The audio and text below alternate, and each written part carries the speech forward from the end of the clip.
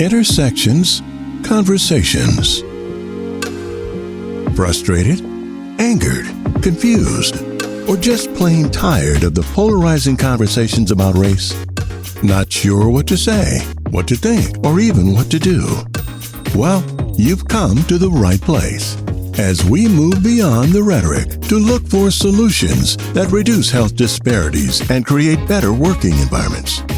As my grandmother would say, it has to come up to come out.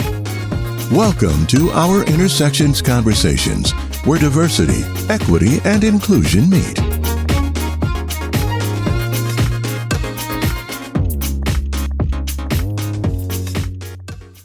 Started sitting in at lunch hours, and I knew that as they were sitting in, they were really standing up for the best in the American dream, and taking the whole nation back to those great realms of democracy, which were dug deep by the founding fathers in the Declaration of Independence and the Constitution. We've got some difficult days ahead, but it really doesn't matter with me now, because I've been to the mountaintop, and I've looked over, and I've seen the promised land. But I want you to know tonight that we as a people will get to the promised land. I'm not worried about anything. I'm not fearing anything. Mine eyes have seen the glory of the coming of the Lord. 1962, when Negroes in Albany, Georgia, decided to straighten their backs up. And whenever men and women straighten their backs up, they are going somewhere, because a man can't ride your back and listen again. 1963, black people in Birmingham, Alabama, aroused the conscience of this nation and brought into being the Civil Rights Bill. Later that year in August, I would try to tell America about a dream that I had. We've got some difficult days ahead, but it really doesn't matter with me now, because I've been to the mountaintop, and I've looked over, and I've seen the promised land. But I want you to know tonight that we as a people will get to the promised land. I'm not worried about anything. I'm not fearing anything. We've got some difficult days ahead, but it really doesn't matter with me now, because I've been to the mountaintop, and I've looked over, and I've seen the promised land. I may not get there with you, but I want you to know tonight that we as a people will get to the promised land. I'm not worried about anything. I'm not fearing any man. Mine eyes have seen the glory of the coming of the Lord.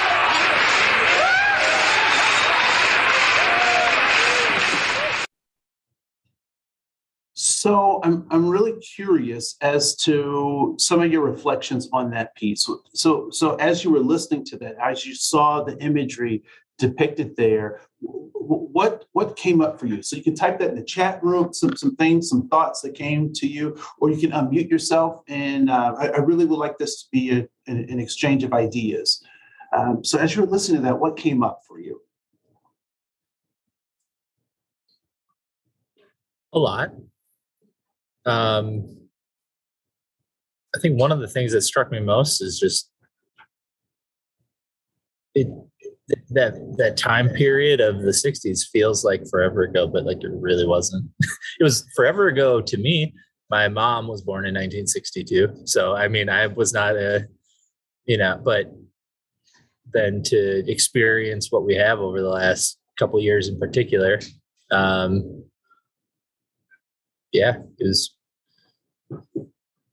it's just kind of a lot to like contextualize, I guess, how it's relatable to today.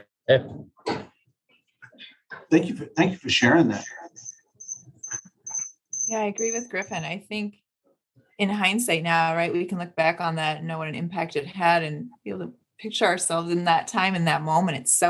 There's such a hopeful uplifting happening, but yeah, for us now looking back, we know what impact it made. And I agree, it's emotionally charged to watch the video.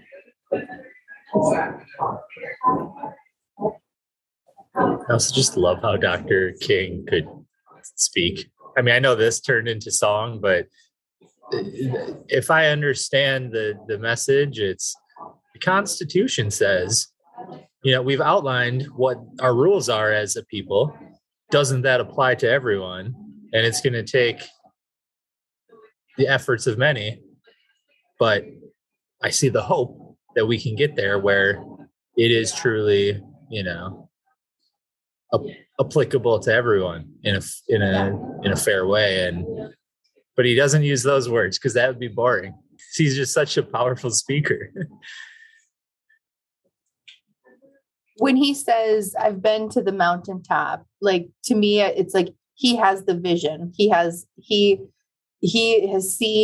he's gotten the vision of what he can see that could be. And I agree with you, Griffin. Like, there's not a lot of speakers out there that can do that, right? That can put that level of intensity and sorry, I'm struggling for a good word, but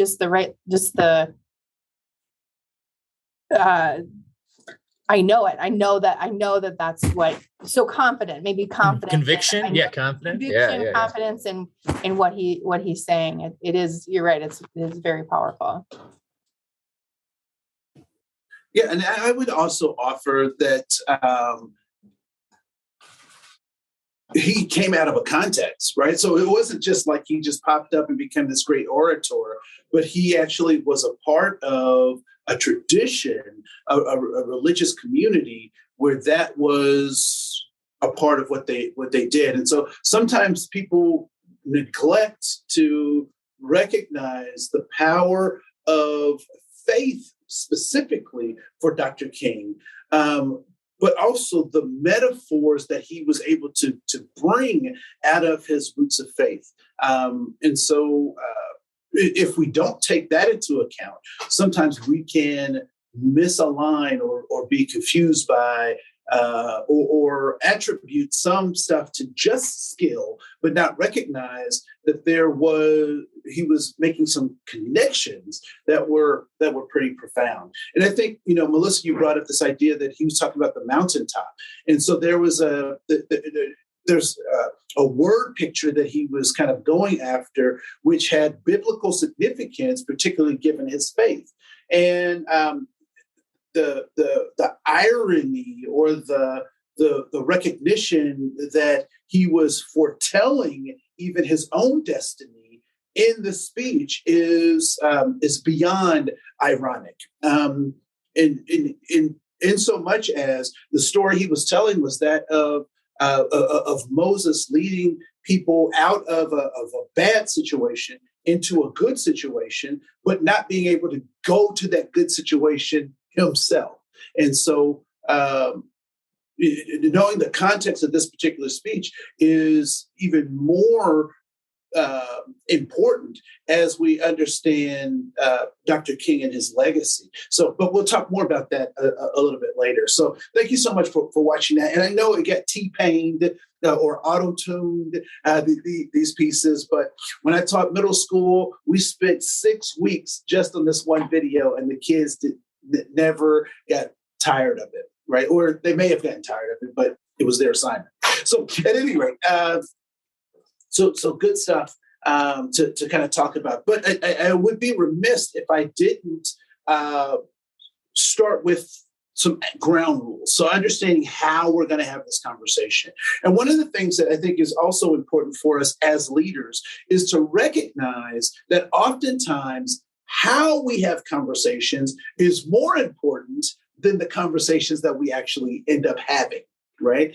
And so recognizing that we will, in these particular conversations, and I'm going to encourage people throughout the organization to really focus on both the process and the content. Right. So we're going to talk about ground rules and agreements. But before we get to that, when we look at this particular picture, what comes to mind for you as you're looking at that picture of the two people engaged in something? What do you notice? What do you see? Makes me think about perspective. Okay, so it makes you think about perspective. All right. That maybe everything isn't right or wrong. So there may not, in fact, be this notion of right or wrong, right? which is, and I'm not a minimalist, and I'm not. I do believe that there are absolute truths, but we'll talk about that at another time. But I do understand what you're saying, Griffin, that there may be perspectives, right? Anything else folks see here?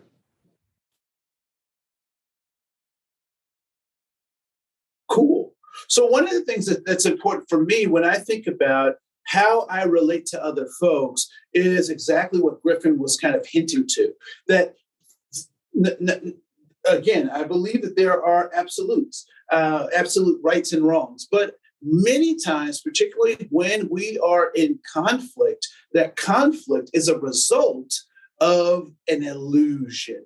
Right. And so both of these folks want to communicate, because if they didn't, they would go other places. And so they want similar things. They want to be understood. They want to be engaging. They want to kind of get their point across. But they have differing methods, different ways in which they're communicating based on what they see. And so the real piece for us is to not only listen to what people are saying, but actually try to hear the intentions and what they're saying as well, right? And so to do that, there are a couple of things. One, we want to focus our attention on goals. So what is the goal of our interactions, our goals of communication? We want to align our thoughts and our behaviors to our values, right? And in our case, we're talking about organizational values. We want to engage in curiosity, not judgment. So judging people doesn't propel or build relationships. It actually alienates folks. And then we want to offer to other people what we need, right? And so what I mean by that is, if you want respect, then you must give respect in the face of disrespect, right? So if you want to have a fun, engaging workplace, then you must be fun and engaging, because folks then will be attracted to you and want to participate. Hope is contagious, right? So if you want hope, you must be hopeful, right? So there's that. And then lastly is this notion of giving grace, recognizing that none of us were born as magnificent, or we may have been born as magnificent as we are, but that did not manifest all in one day, right?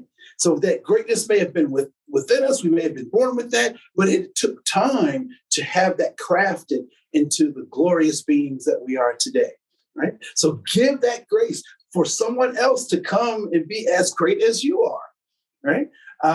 And again, giving what you need. So if I need grace, I'm going to give grace. And there's another part of that, which is accountability, but that's for another talk. But lastly, I only have one ground rule.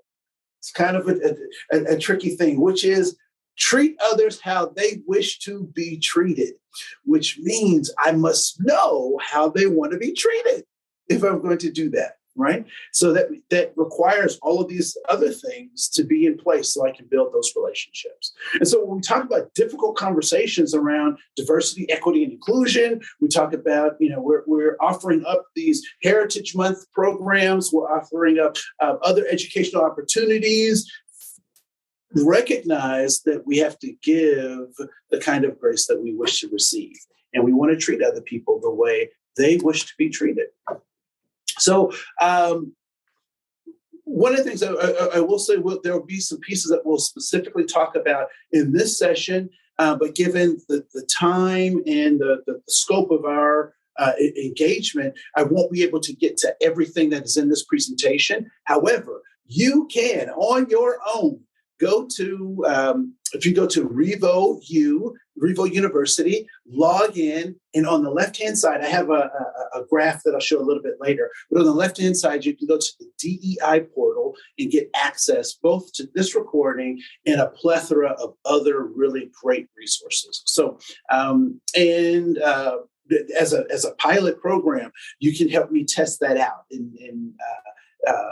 as we grow and develop. So, but I want to get directly into this idea or the conversation around the Emancipation Proclamation.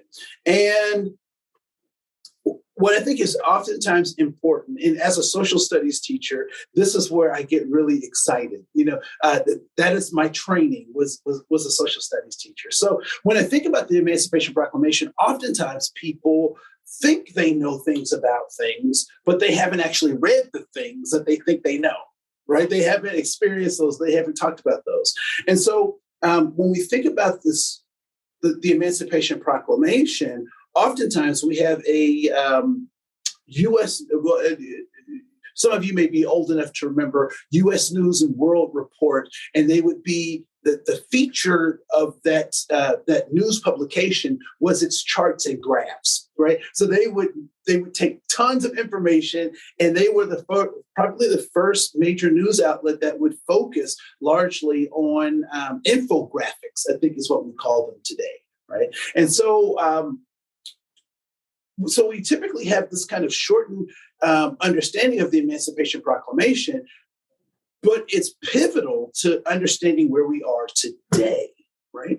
And so I'm curious, in your experiences in the world, what kinds of things or what kinds of conversations have been had about the Emancipation Proclamation in your experiences? Grade school. I learned of what it was in the timeline of history. So it was a blip in history in a long timeline, and they did that in grade school, right? Mm-hmm. Other folks.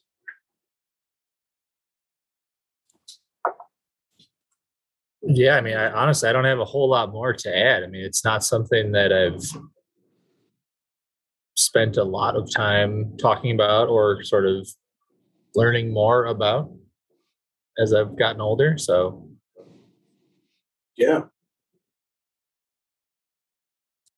It's always interesting to me when we think about like American history. Krista, were you going to jump in?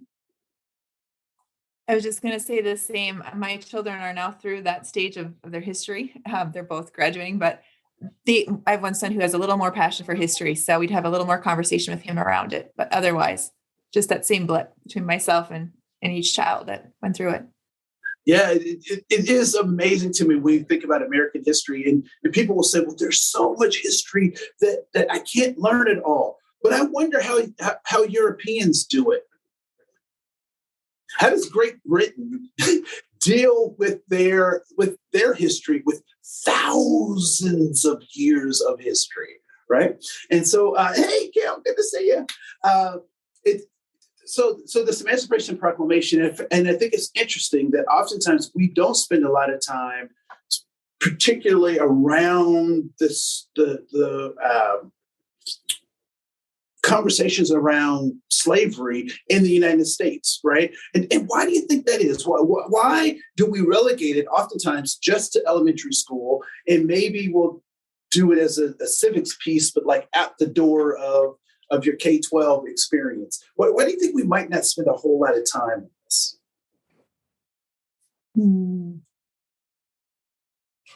Because I think there's a lot of collective shame in it to be proud of your country that has a really dark blemish. Mm-hmm. And maybe our educators not equipped to even teach it in a manner, or are people, I mean, is the content not even there? I mean, obviously the information is there, but I don't know. Yeah, no, that's a good call, right? But we do know that, particularly as Americans, we can do what we want to do. We want to go to the moon. We can do that. We want to send up I think Elon Musk put one of his cars in space. So if we wanted to do it, we certainly can figure out a way to make those things happen, right? Why else? So then, no, let me back up. So those were great reasons, and I think those are good. Is it also the people that are in leadership making decisions on what our curriculum are, maybe aren't don't Yeah, see the yes. value or don't want to dig in, or I mean, I don't know. This is hard stuff, Mhm. right? I think Griffin, summed it up really nicely. Like, this is a blemish on a shining star, right? And oftentimes we don't want to acknowledge that. But what happens if we have a challenge, even in our personal lives, and we choose to turn a blind eye to it, to ignore it, to not talk about it? What happens to that challenge, whether it be a physical challenge or a budgetary challenge in our family, or a personal attribute that's not leading me to my goal? What happens if we aren't able to talk about it? It worsens. Yeah, Just gets harder and harder to talk about. it gets harder and harder to talk Or you about like it. make up your own version of, your own. Yeah. Yeah, you start making up your own versions of stuff. You start walking with a limp when you don't have to, right? Because I didn't get my thing, my hip adjusted properly. Now I'm walking with a limp, but I never had. If I would have went and saw a physician, they could have readjusted me or gotten some PT, and I wouldn't have to walk with that limp, right? And so the Emancipation Proclamation in that time of slavery should be something that we can talk about without shaming, blaming, guilt, because again, that doesn't encourage us to be better. It actually thwarts our attention, so that we're not in a place where we can be our best, right? So the interesting thing about the Emancipation Proclamation is that the short version of the story that oftentimes we are left with is that Abraham Lincoln said a thing, and then all the slaves were free. But what we know is that life is more complicated than that, and so was the story, right? And so there were actually 15 Confederate states that were 15 states, and then 10 of those states is where freedom was going to happen. But what about the other 5? But we'll talk about that at another time. And so the Emancipation Proclamation was issued in January 1. It was ratified 2 years later, and it was specifically targeted to the 10 rebellious states, and Texas being one of them. But there were 15 slave states, of which the Emancipation Proclamation was targeted towards the 10, right? And so, again, like I said, life is much more complex than oftentimes our simple stories. And so, so those 10 states were Texas, South Carolina, North Carolina, Georgia, Alabama, Mississippi, Virginia, Kentucky, and Louisiana. The states that this did not apply to were Missouri, Kentucky, Missouri, Tennessee, and one of the Virginias. I think it was West Virginia that this did not apply to. So sometimes people talk about, and this is where things get kind of murky, right? Because people say that the Civil War was about slavery, and other people say that slavery was a tool of the Civil War. So it really wasn't about freeing the slaves, but it was about the preservation of the Union. And I would say, if you listen to Lincoln's own words, that was the primary thing he was after, the preservation of the Union. And if it meant freeing slaves, great. If it meant not freeing slaves, but we have to keep the Union together, right? And so, again, life is much more complicated than oftentimes our snap judgments. And so it wasn't until 1865 that the ratification of the Emancipation Proclamation freed all slaves. And so those 5 that were the holdouts that could still have their slaves, and the slaves in Texas that had not gotten the word were still in slavery until 1865. And the 13th Amendment was signed, and that said that we will not have slavery in its former form in the United States. All right. And so there's a video that I'd encourage you to watch. We won't take the time to do it here, but like I said, it's on. If you go to Brainier or to RevoU, sign in, you'll see the tab, and it'll take you right to some of our wonderful resources. Now, here is where things get even more interesting, right? So the 13th Amendment, oftentimes people, we're happy that happened. Right, we're happy that happened because we did not want to continue that economic system of slavery and human bondage. However,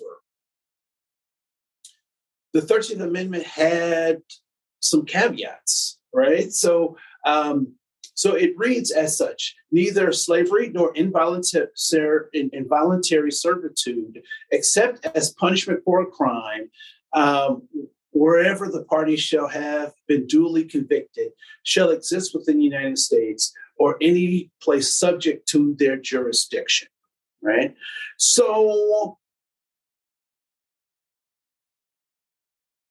what's the challenge in this 13th Amendment? As it's written. I'm just trying to pull apart the words and what it means. It sure seems to leave a big, giant loophole of somebody can determine the definition of a crime that deserves punishment that then sort of nullifies the amendment, so to speak. Was that helpful? I'm not going to be a bully, except on Tuesdays.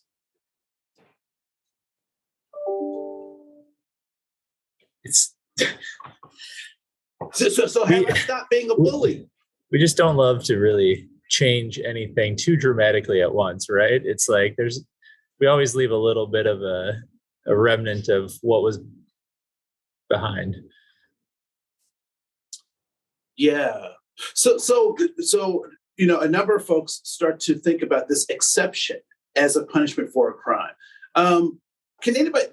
Does anybody know what a felony is? What's a felony? Is that a good thing or a bad thing? Bad. It's a bad thing. You don't want to get a felony. It's hard to get a job if you get a felony, right? Where do felonies come from? Poor behavior. No. I mean, yes, yeah, obviously the behavior, but where does that concept form? So if you get a felony because of bad behavior, who's decided what that bad behavior is? Or how does that get decided that this is a felony, but this isn't?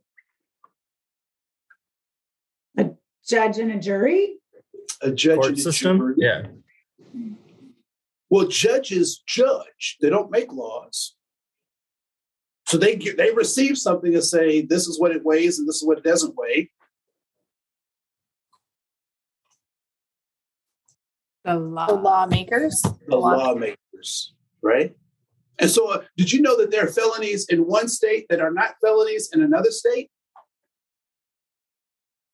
So when they said this 13th Amendment is punishable for a crime in a state that's duly convicted. So what that says is that we can make up some laws in our state or in our community that may not be laws in somebody else's community. And so we won't spend the time here to talk about it, but this is where we start to get the birth of Jim Crow segregation, the birth of the Black codes in the South, right? The birth of this kind of, we're all one, but we're going to be really separate, which means that we're not really one because we're separate. this is the birth of many of those concepts that Dr. King came along to stand against, right? And so then in June 19th, 1865, the folks in Texas, in Galveston, Texas, now hear about their freedom, which they now hear about their freedom, which is the birth of the holiday the national holiday that we now serve as Juneteenth. So Juneteenth is a result of that. And again, there's more video pieces that you can look at around that. And so Dr. King, so the context is 100 years before all these promises were made, right? The 13th Amendment says that, and then following that, the 13th Amendment are the 14th and 15th Amendments that talk about, housing and participating in government at the same, that, former enslaved folks and can now participate in the overall government. But almost 100 years later, this still had not become a reality. And so hence came Michael King Jr. So Dr. King's birth name was originally Michael, and his father changed his name to Martin Luther, hence changing his son's name to Martin Luther King Jr. And so that transformation, that there was something that his father must have been after, because he recognized that there was something about Martin Luther, the great Lutheran, right? I don't know if people are Lutherans here but where he put his statements on the Catholic door and said, these are principles that are oftentimes better than the ones that Rome is sending to us, right? And so he put that on the door. And so Martin Luther King, then being an arbiter of that namesake, did very similar things in inviting us to think about our world differently, that there could be ways in which we interacted differently. And so Martin Luther King oftentimes was ahead of his time in a number of things, right? Graduating from Morehouse at a young age, being admitted at age 15.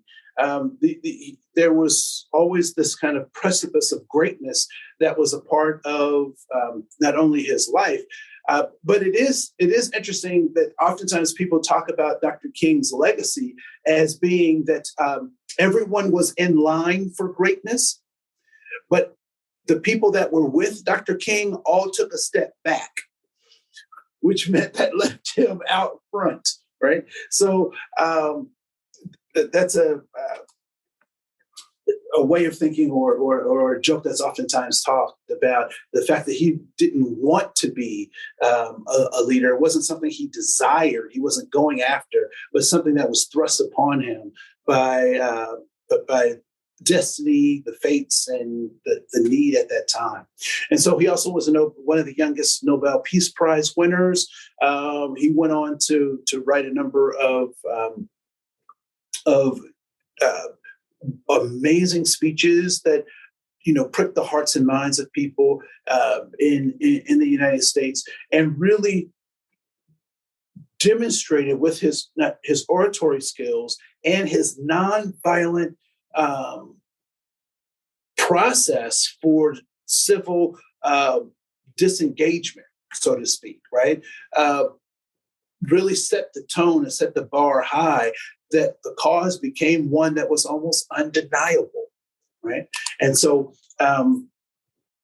there are lots of pieces that we can kind of talk about and go through. Again, here are some resources I'd encourage you to look at on your own by going to Revo University, clicking on the left-hand side, and you get access to these. But he was not the only person. He was a part of a larger context, right? And so one might suggest that civil rights victories of the 60s actually started in 1863. Right? And so if we think about that long trajectory, Dr. King talks about that justice bends towards this arc of justice. And so we understand that these are some that it was not just him, but he was a part of an ongoing movement. And so that song that we heard earlier is birthed out of this. I know that a change is going to come. What that change is, I'm not sure. How that's going to happen, I'm not sure. But my hope, my dream, my inspiration is to be here when that change comes. And so the most compelling part of the presentation today that I'd like for you to walk away from is just going back to that first piece that we played where Dr. King was giving the T-Pain auto-tuned version of snapshots of his speech. And that all culminated out of what is known as the Mountaintop Speech. And the Mountaintop Speech was, interestingly enough, and I alluded to this earlier in the conversation, was the last speech that Dr. King gave before his untimely demise.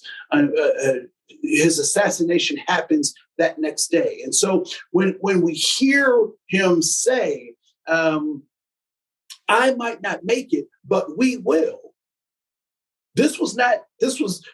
It was designed to be metaphorical. It was designed to be inspirational, but it was also prophetic in so much as he was not going to make it, right? And so who becomes the keepers of that dream? Who becomes the keepers of those, of moving those forward? And so I think it's important to recognize the context of what Dr. King was after, because he didn't say just Black people. He didn't say just men. He didn't say just foreigners. He said all of us. And so as we think about the principles that he talked about, that he lived, that he sacrificed for, we have to recognize that that wasn't just for a particular group of people, but for all of us, right? Because our destinies are tied together. And so,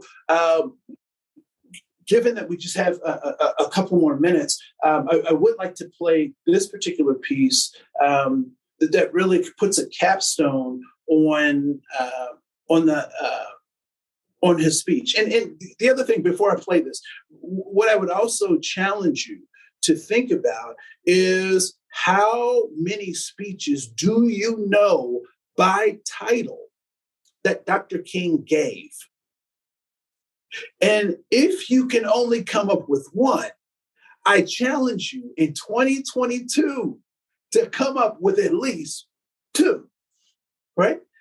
And so, and how many of us have actually listened to the words of the I Have a Dream speech, as opposed to the sound bites that we oftentimes get in our popular media? So I'd encourage you as homework to do those things. But we'll play this, and then I want to open the floor for our conversation.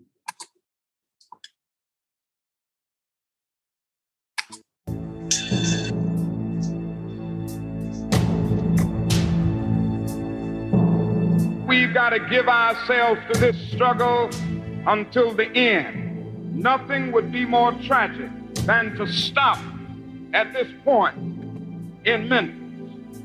I want to thank God once more for allowing me to be here with you. I left Atlanta this morning and then I got into Memphis. And some began to say the threats, talk about the threats that were out.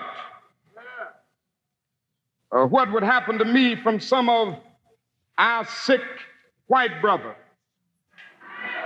Well, I don't know what will happen now. We've got some difficult days ahead. But it really doesn't matter with me now, because I've been to the mountaintop.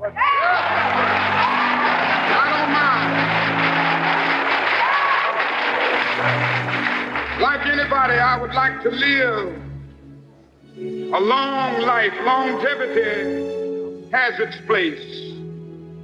But I'm not concerned about that now. I just want to do God's will. And He's allowed me to go up to the mountain. And I've looked over and I've seen the promised land. I may not get there with you, but I want you to know tonight that we as a people will get to the promised land.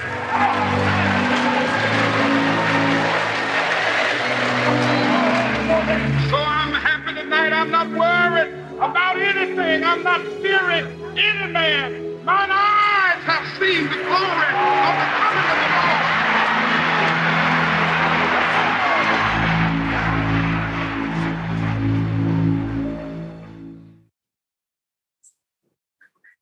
And so when you think about through the month of January, you think about Dr. King, you think about his legacy, and you think about the context, the call, the 100 years that got us to that point, and then how much further we still have to go. The question I want you to ask yourself and to engage with friends and loved ones about is, are we there yet? And what needs to happen and who needs to be engaged so we can get there? So just in these last few moments, I'd like to just kind of open up the floor for discussion, for discussions, thoughts, comments, observations.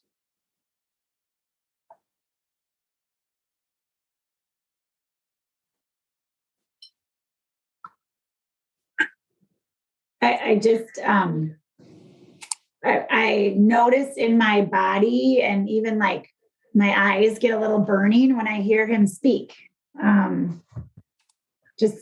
Just the energy and I don't even know how to describe it, and I don't know much about, I'm so glad that you presented this, but anyway, I just noticed like kind of the goosebumps and my eyes get a little burning, and just thinking about all that has gone on and that all that's going on in our world right now and how it feels overwhelming.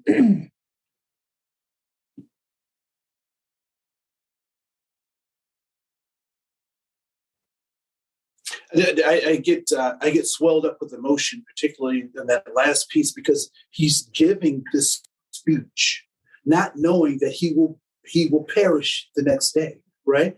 And even in that speech, he gives us hope.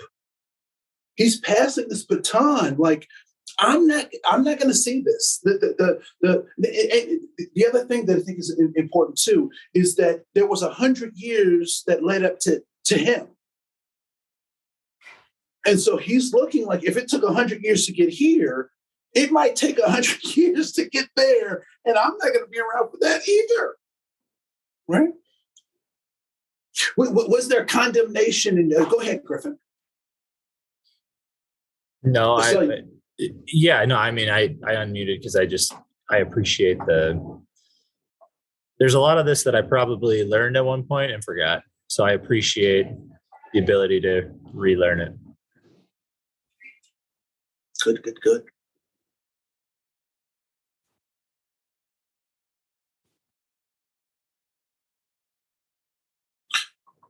So this is the kind of conversation that we hope to have with hundreds of our colleagues in this space. And so I hope you haven't felt condemnation. I hope that you have been somewhat inspired, somewhat heart pricked to this notion of movement, because I think this is the tenor that we want our colleagues to kind of think about. And so this month is kind of a heavy month, but next month is just as heavy. And then in March, we'll kick things off in high gear with Women's History Month, which will also have some pretty rooted opportunities to look at our context and where we like to go moving forward. So given that it is us on the call, I don't have to go through this. I've made some allusions to this particular slide and how to get to Revo University, the DEI portal, and some of the resources that are available there. Again, it's still in beta stage until we get to March, and then we'll have our full-flung party and whatnot for the site. But feel free to bang around in it, click on stuff, let me know what works. And again, I'm a teacher by trade. That doesn't mean I'm a designer or SEO, whatever specialist, but trying to share information in an organized way is one of the things that I think is my skill. So with that, I want to say thank you so much for joining in this conversation. And again, we'll be back next Thursday to engage in another conversation, similar kinds of topics, and we'll just do a deeper dive. And maybe we'll start with some of the curriculum pieces that we put in here that we didn't explore on our first pass. So, and again, those resources are available to you. And I want to say thank you for participating in this experiment with me. And you could have been in any other place, but I'm glad you spent time with us today. So. Cool. And in the future, I'll have some outro songs and stuff like that to kind of get us moving and all that. But again, I want to say thank you for the opportunity to present with you today. So, Thank you, Andre. cool. Thank you. Thank you, Andre. See y'all next week. Bye. Cool. See you next week.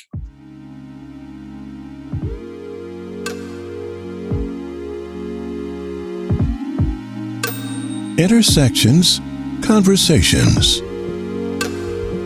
Talk is cheap. We have explored key issues in developing better human relations, but it means nothing if you don't do something with our conversations. Race and differences are just obstacle illusions, so do something right where you are.